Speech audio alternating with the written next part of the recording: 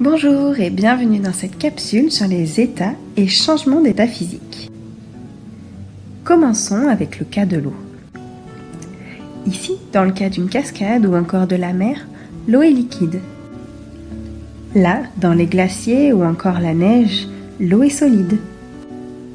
Même si nous ne pouvons pas la voir, l'eau gazeuse est aussi présente autour de nous. Pour résumer, dans la nature, l'eau prend différentes formes. Et on va dire qu'elle existe sous différents états physiques.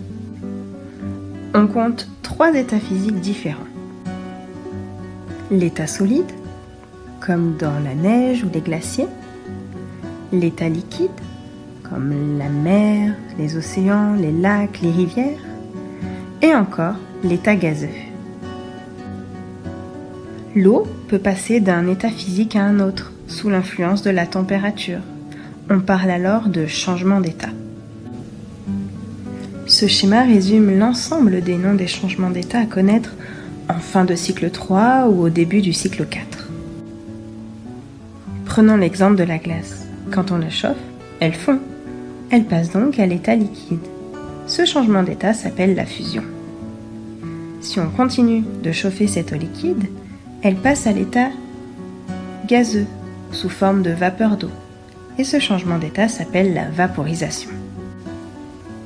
Faisons maintenant les transformations en sens inverse. Quand tu es dans ta salle de bain, que tu prends une douche bien chaude, tu peux voir apparaître sur le miroir froid de la buée.